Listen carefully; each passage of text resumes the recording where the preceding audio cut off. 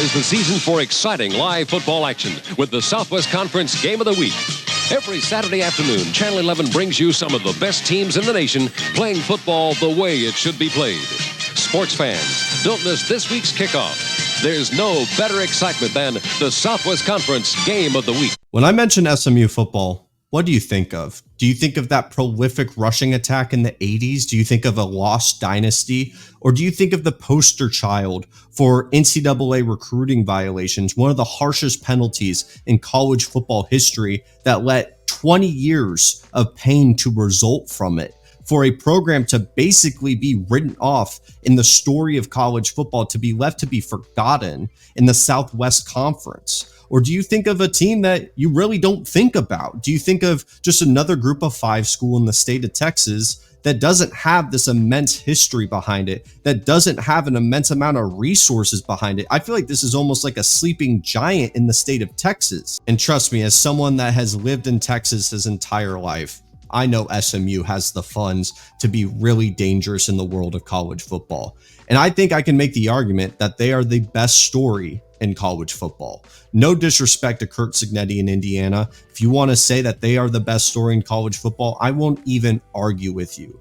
But I think SMU in their turnaround, which is over like 25 years, mind you, because we're going to go over what has happened since 1987. When the death penalty was placed onto SMU. And for fair reason. I mean, they did get caught. And we'll talk about the Southwest Conference, but this turnaround wasn't done just overnight. And the fact that the way that they're doing it, in the context of the fact that they've gone from the group of five to the Power Four, not only making that transition, but leading a Power Four conference and have primed themselves for a position for a college football playoff spot, has been incredible, miraculous, damn near. But they have put in the pieces to actually execute this, and I just think it's an incredible story that we have to talk about. But before we dive in, we've had so much growth on this channel. If you did not know, a month ago we were under 1,000 subscribers, guys, and I'm not one to get fixated on subscribers, because at the end of the day I'm only going to ask you one question, and that's just to talk some football with me. Whether it be talking about schematics, whether it be talking about the history of the sport, either side, I'm just going to ask the same question, because that's what I really care about, is building a community to talk with you guys, to hear your feedback, and to get better every single day. So if it's a like, a comment, subscribe, anything across the board will mean the world to me. But at the end of the day, I'm just going to ask you the same question. Come talk some football with me, and let's dive into SMU football and what I could argue is the greatest comeback in college football history. To fully understand this journey for SMU, we have to go back to the 1980s, a time in college football completely different than what we see today. An important thing to note is there was no NIL, or at least a legal version of it. The pads were bigger, football was played differently, and then in an even more important front, recruiting was treated in a different sense than traditional recruiting is referred to today. You don't talk about recruiting back then in a national perspective. You didn't have Texas A&M pulling kids from Pennsylvania and Michigan. You had it just within your state. And so when you talk about the Southwest Conference with teams like Texas, Oklahoma, Arkansas, A&M, Baylor, Houston, TCU, and of course SMU and others, it was all lumped into the Louisiana area, the Texas area, specifically around Houston, like the hot spots, Dallas, all the major areas that had Texas high school football. And when you have this intense local recruiting and the money invested from alumni, these stakeholders that, yes, care about Cotton Bowls, they care about bowl games in general, national championships, do not get it twisted, but also they really cared about beating their rivals. I mean, rivalries, you can make an argument, were way more intense back then because you didn't have the college football playoff. You didn't have a fixation on the next level after the regular season. Your season was truly defined on whether or not you could go beat your rivals, and you wanted to have the players equipped to be able to execute on that, especially if you want to pay these players illegally, because the Southwest Conference was known for this. The Southwest Conference was seen as a conference that had a bunch of bad boys in there. They could not get right in the sense of the letter of the law. It was filled with paying players left and right, and it wasn't a name of the game of following the rules, especially knowing the oil money involved, the generous donations of oil money and how much that was driving recruiting and bringing in these high-level players. I think of Eric Dickerson with Texas A&M and SMU going basically head-to-head with A&M. I believe it was a gold Trans Am that they had gifted to Eric Dickerson. Eric Dickerson did not want to go to Texas A&M, but felt obligated because they handed him a damn car. It was recruiting violation after recruiting violation. My point being, it wasn't whether or not you were going to cheat within the Southwest Conference. It was a necessity. And the name of the game was truly not whether or not you had the morals to do it. It was whether or not you were going to get caught. And unfortunately, SMU got caught a lot. SMU had a lot of repeated violations, from paying players, having people stand in for athletes and take their exams, having forged transcripts. And with this in mind, I think the NCAA hit a boiling point. I think truly when we look at SMU football, yes, they had broke multiple violations over the years. They missed, I believe it was their first 10-win season within program's history, and they didn't even get to go to a bowl game because of these violations. And they had a ton of momentum. Eric Dickerson had this team rolling. The Pony Express was smooth as could be on the football field, but was a train wreck outside of it. And it felt like the NCAA had to make an example out of them.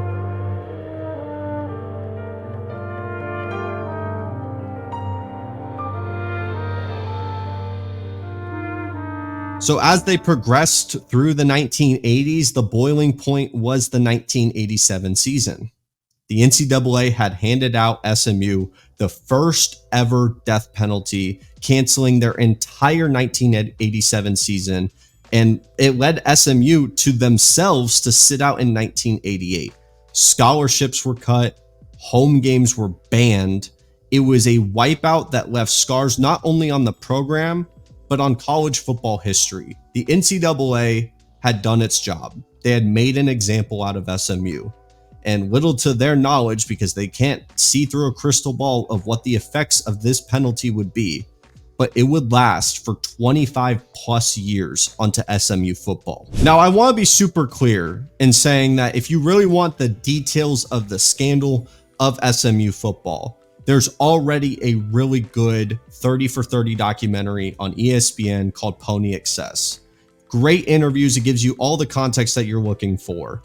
Truly, I can't do it better with my resources than what they did. It was insane to see what the boiling point was for the NCAA, and it truly felt like SMU had to become the poster child in order to honestly scare off other schools from creating these same violations and almost treating the NCAA like, yeah, they're going to give us violations, but who really cares? And I need y'all to understand, when this penalty occurred, you may hear, oh, well, they lost their 87 season and the 88 season, but yeah, they could just turn it around over a couple of years. But I think that being paired with what happened with the Southwest Conference and that being broken up, honestly, the Southwest Conference got to a point of its own boiling point of the scandals just piling up. And you had Arkansas leave for the SEC. Then you had the big transition of like Texas A&M, Texas, Oklahoma making their transition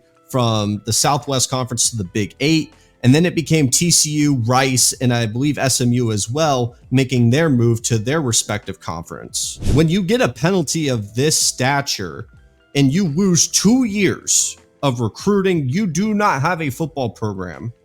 It's basically hitting a hard reset on a football program that, if you really want to turn it around in a shorter period of time, you had to make every right decision. You had to rebuild your brand. I mean, this became such a problem for SMU. And obviously, I'm not going to go through every single wrong decision and say if they chose this decision, it would have worked out better, that we could have had more success with SMU football earlier, because I don't want to play that revisionist history here. But SMU really felt the pain of the death penalty. It took decades to recover.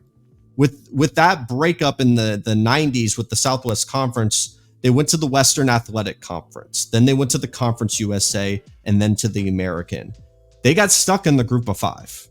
Like, they got the short end of the stick. Now, obviously, there is an example and a parallel to TCU, and how TCU, though they did not get the death penalty, had the same path and was able to resurge into a level of, they were at the Big 12 earlier and they got to a national championship. They had early success in the 2010s, and TCU, a team that did not get a penalty of that stature, had some really good decisions and was able to lose the conference that was the Southwest Conference, where they had a seat at the table with those major powerhouses that ended up going to the Big 12 of the 2000s.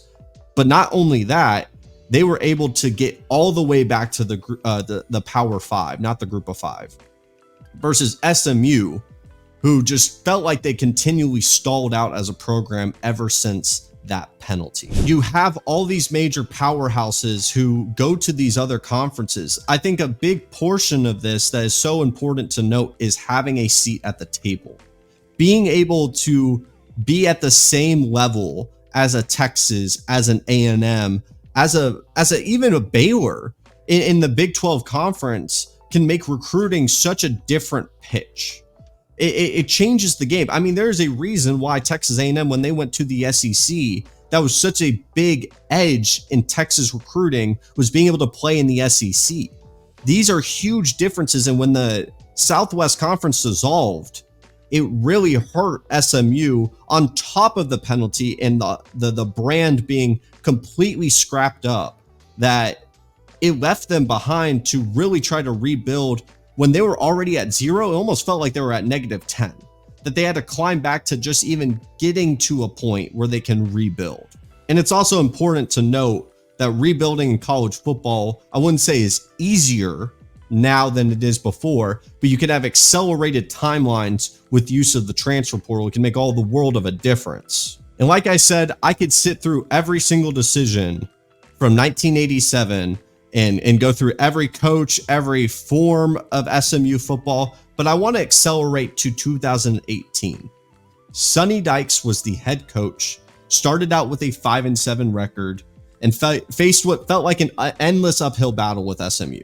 But in 2019, SMU flipped the script. A poor offense transformed into a top 10 force, getting SMU a 10-3 season.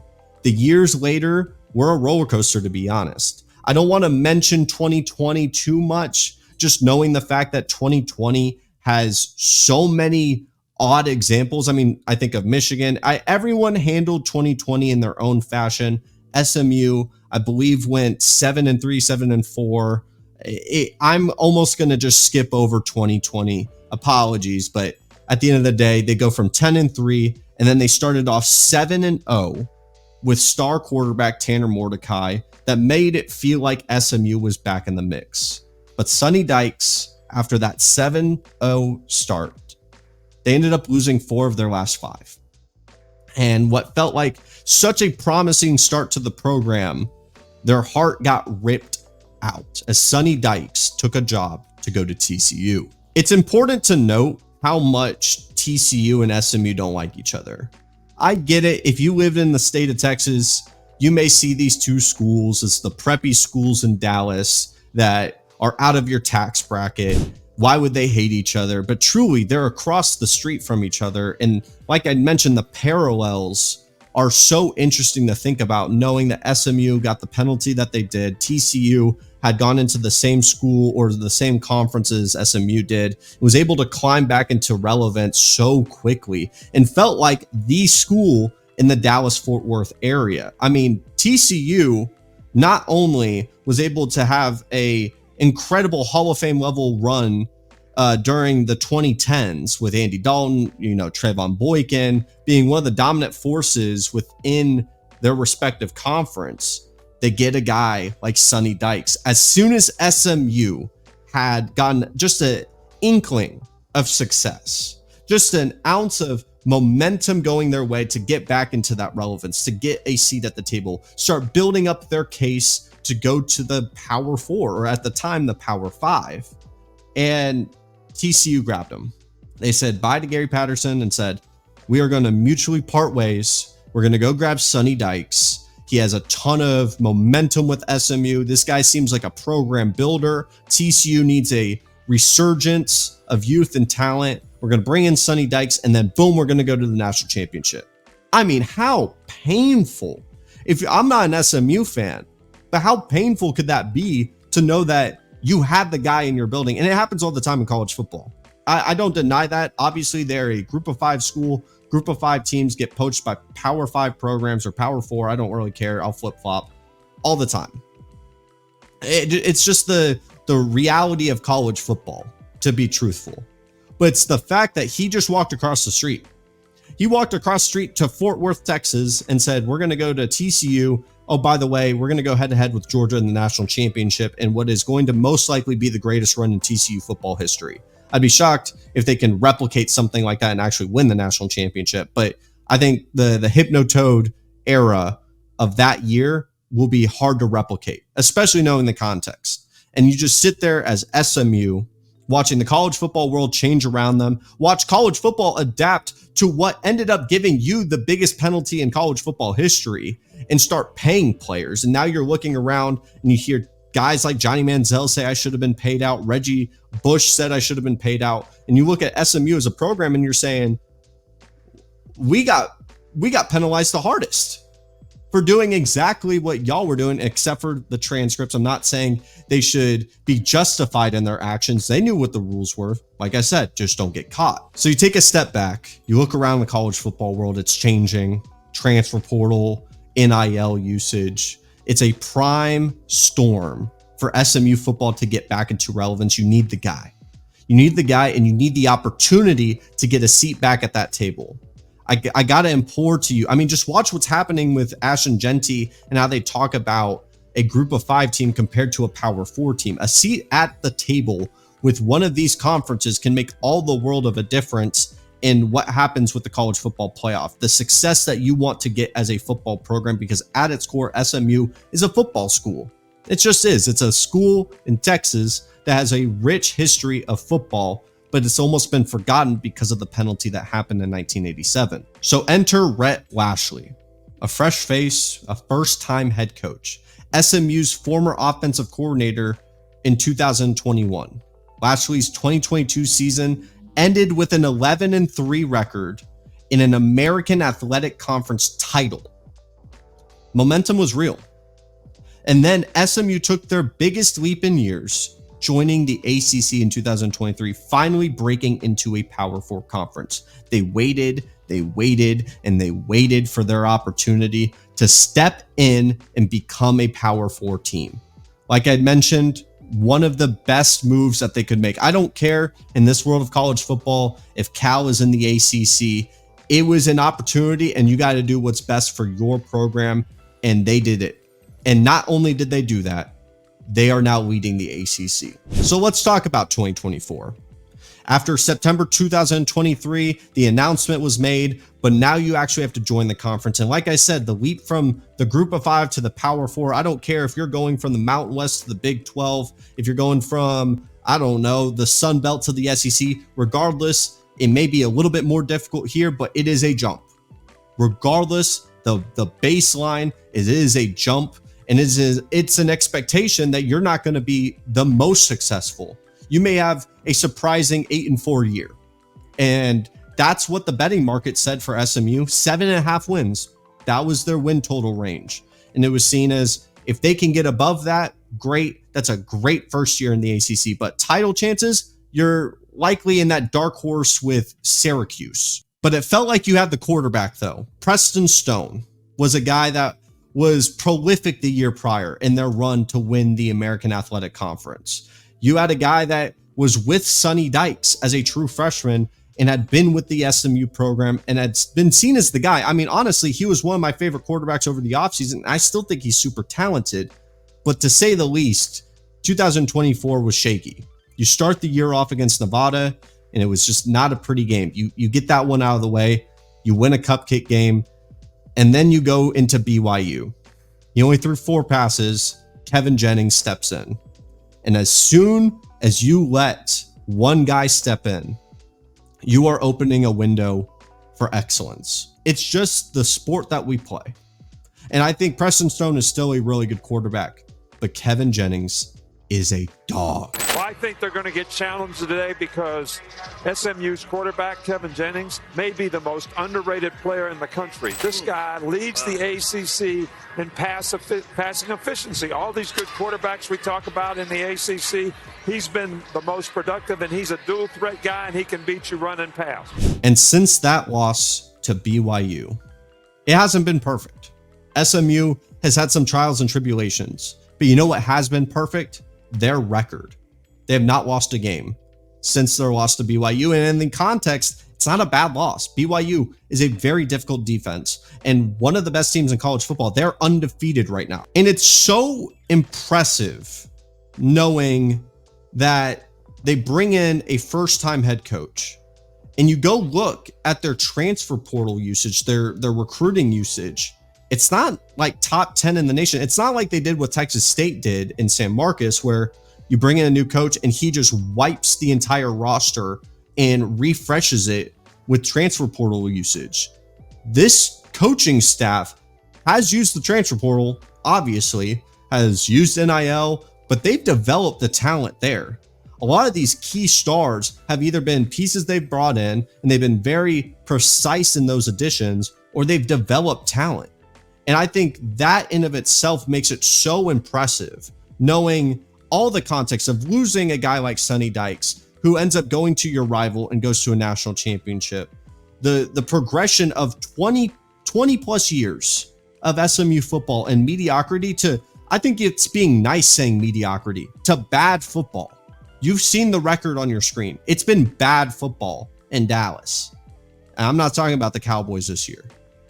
SMU's resurgence has been incredible. I mean, the penalty that was inflicted on them in 1987 was designated to knock them out for the rest of time. It just was. I don't even think the NCAA made a realization of what this would do to this program. And now we look a little bit into the future. I could have waited until the offseason for this video to talk about SMU and what has been going on and how their resurgence with a first-time head coach and Kevin Jennings, their backup quarterback, stepping in and been balling out.